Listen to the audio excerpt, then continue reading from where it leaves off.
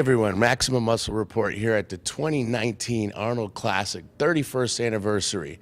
Mandus Buckle, Jose Raymond, Sarah Lyon, Nate Spear. Let's kick it off with men's physique. That's what finished up here. This was the Andre Ferguson show. This is probably the best version of Andre Ferguson we've seen in close to a year. Yeah, absolutely, especially coming off of last year's Arnold win, which I'm not sure that was his best. This year, he definitely brought a tighter, drier package, which the judges obviously rewarded, putting him in the middle spot. You also had Raymond Edmonds. Ray's big frame. He was not as full as we've seen him in the past, but Ray brings a big package to the stage. Yeah, Ray just sort of like dominates the stage when he poses, you know what I mean? He sort of carries that charisma and just sort of takes up the stage almost, you know what I mean? And but with Andre, I really noticed he had that sort of like pop to him, you know what I mean? Your eyes just drawed to him immediately. It was just like, and he had that presence, came out, owned it. Always. Yeah, it was a good showing for him. And Jose, there's a couple guys on the right side. Chiron, he ended up 6th at the Olympia last year, which was kind of his coming out party, and then it looks like he's going to end up 3rd or 4th here. And Logan Franklin, who's been working and working and working. He's a little narrow, but his conditioning was spot on. He's battling for the 4th or 5th spot.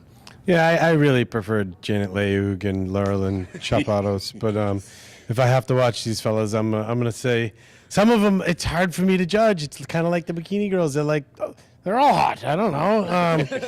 But, you know, Ferguson stuck out. He looked like he was made of plastic. His midsection, he's wide. His back was great. Those other guys were good. George Brown was good. He was another one that had a great midsection similar to Ferguson.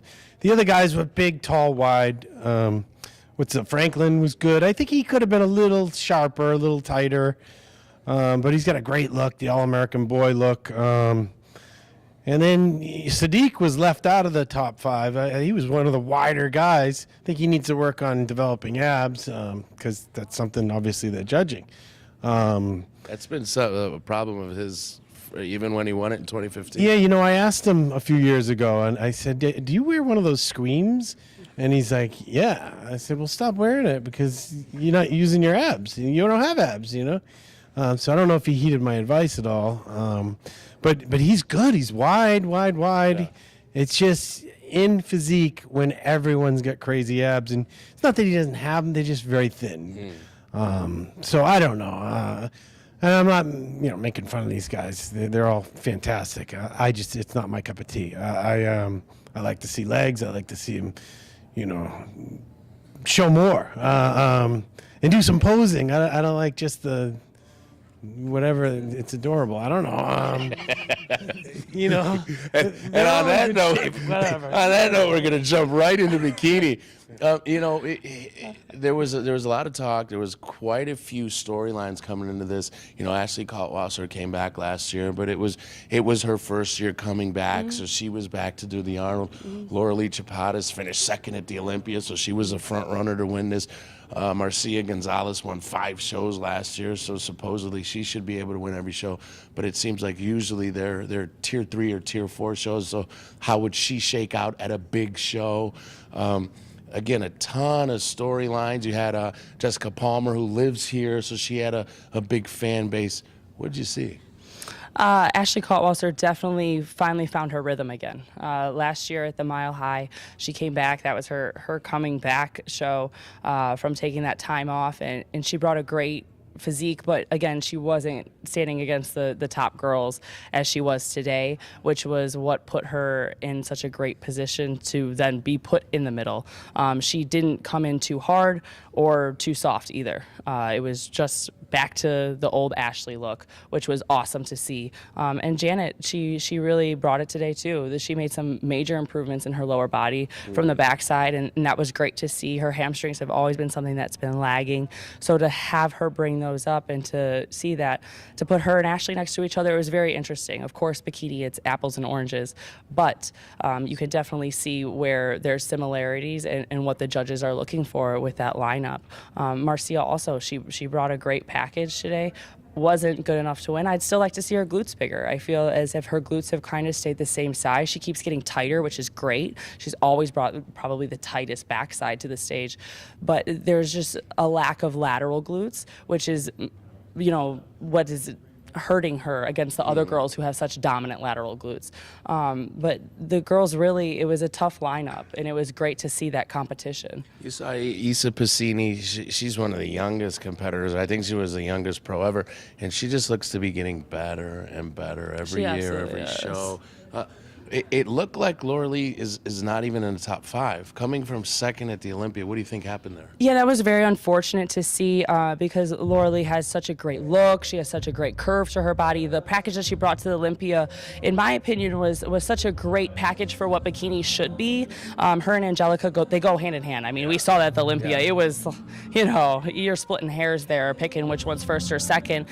She just came in way too lean today. She lost her curve, she lost her shape, and again, it was very unfortunate to see. So hopefully she puts that food back in. She brings a little bit more fullness when she gets back on stage again. It's part of one of those things, guys, that we've talked about a lot of other competitors.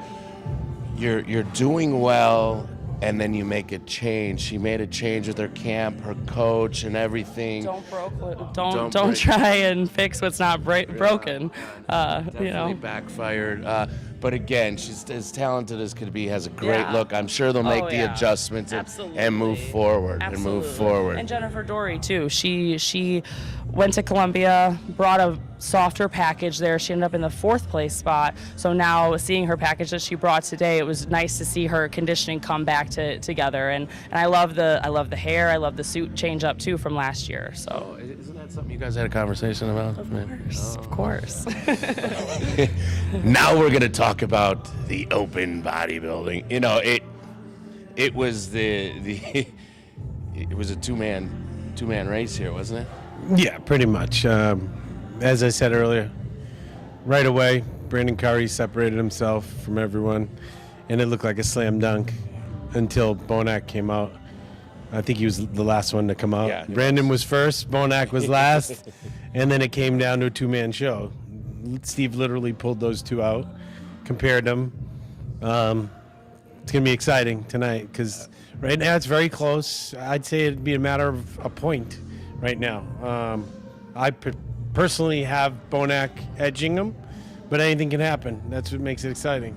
And Nate, it was a deep lineup. We were excited to see the return of Josh Lenowitz. I think he looked great. He's as big as could be a little bit tighter. Cedric was in the lineup, big as a house. He could be a little bit tighter.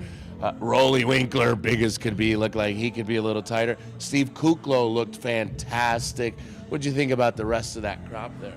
I mean, I really like the judges made him work, and they moved him around some spots because I think they made sure they got it right. You know what I mean? Like Steve Kuklo, I think earned his spot back up. He looked immaculate. I thought I seen him tighter before, but he just had like that pop and that presence. You know what I mean? He was really hungry for it, and he stayed consistent. A lot of guys sort of faded, I noticed, and Steve and Luke, they sort of earned their spots because they stayed consistent the whole time.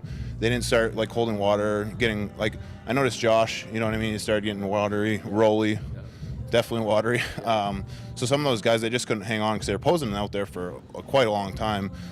So those two guys, they held on. I think Steve might move up some spots. He was down, you know what I mean? And he might come back up. And then Luke fighting for third with Cedric. And I thought Cedric looked really good, honestly.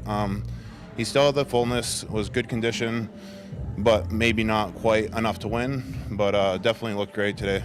And I think besides 1 and 2, which obviously is where the bread and butter is, I think the talk of this show, besides the winner, is going to be Rafael Brando and Luke Sandow.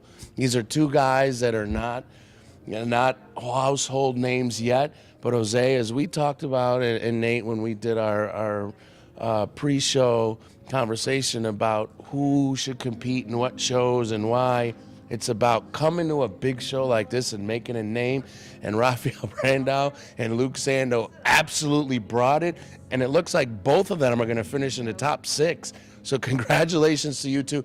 As a matter of fact, we've got video of both of them training the last couple of days. That will be released in the next few days. Both of them looked absolutely fantastic. Congratulations, guys. Everybody's going to know who you are now. Stay tuned for tonight. There's a lot more to figure out what's going to happen. Until this evening, guys, Jose Raymond, Mandus Buckle, Sarah Lyon, Nate Spear, Maximum Muscle Report. We're out.